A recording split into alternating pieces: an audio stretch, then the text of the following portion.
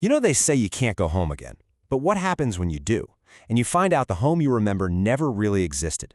That's what we're diving into, a story where the real inheritance isn't about money, it's about a lifetime of buried secrets. So let's set the scene. Our main character, Miriam Dobell, is finally coming back to Sydney after 23 long years. She's standing there, on the deck of a ship, looking out at the city, but it's not her city. She realizes in that moment that the Sydney she's been carrying around in her head was just an image, a kind of painted backdrop, and it's about to get ripped to shreds. Which brings up the big question, right? Why now? I mean, she's been gone for over 2 decades. 2 marriages, 3 different countries. She's built a whole other life. So what on earth could drag her back to a place that now feels totally foreign? Well, at first glance, the answer is pretty simple. Money. Her mother, Ettie, has passed away, and Miriam's the only heir. She's just there to collect her part from the sale of the old family house. Seems pretty cut and dry, right? Just a legal thing.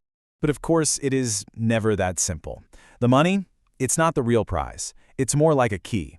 A key that's about to unlock a door that's been sealed shut for generations. And what's really being passed down is a whole tangled web of family resentment that Miriam has absolutely no idea even exists. Okay, so Miriam gets off the ship and her cousin Berthe is there to meet her. And, right from that very first moment, she just feels off, like she doesn't belong. The story puts it perfectly. She's like a tourist in her own history. I mean, think about it. 23 years. That's a huge chunk of time. A whole generation has grown up. The world is different. The city she knew, it's been bulldozed, built over, basically erased. That connection she once had, it's just gone. So you have this soft, almost perfect memory she's been holding on to for decades, right? And then, bam, it smacks right into the loud, harsh, totally unfamiliar reality of the city today. It's a massive clash. She's got no footing here anymore. And that inheritance we talked about, it's so much more than just a bank transfer. It's the flashpoint. It's the one thing that's going to bring decades of bitterness bubbling right to the surface. Basically the physical form of all these old family wounds. So what are we talking about financially?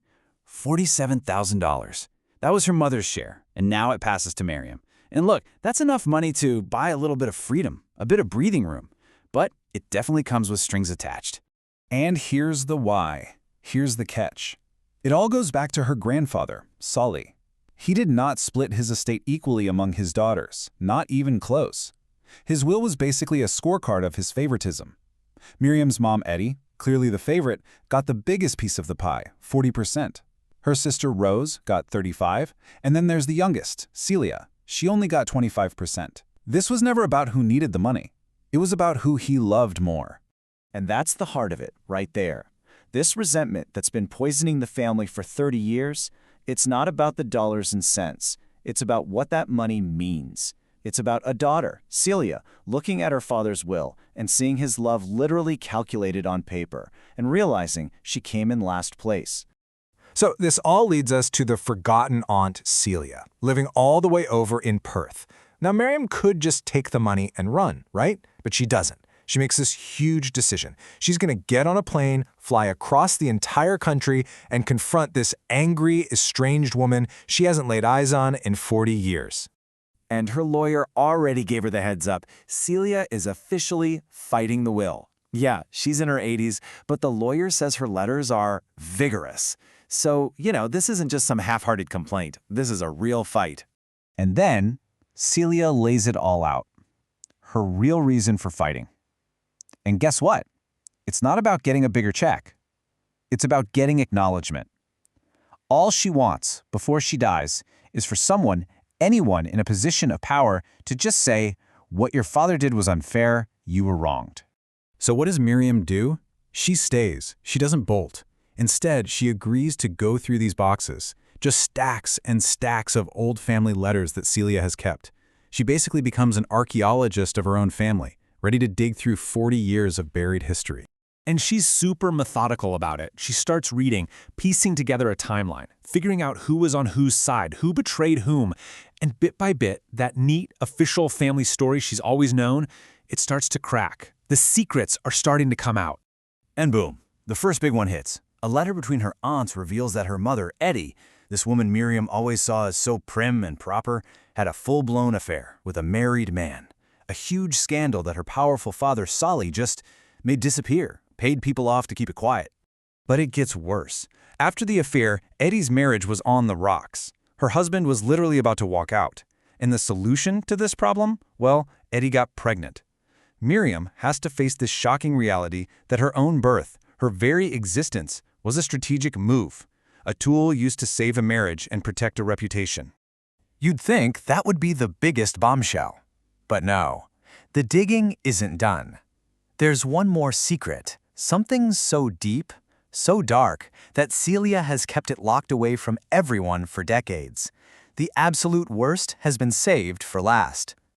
Okay, so she's gone through like a dozen boxes at this point, and then there's one left, a small, plain, unmarked box, the very one Celia told her to be careful with.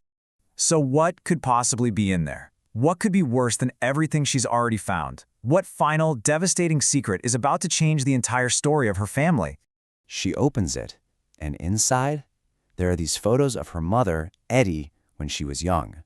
They're intimate, a little, well, not quite proper. And along with the photos are these love letters.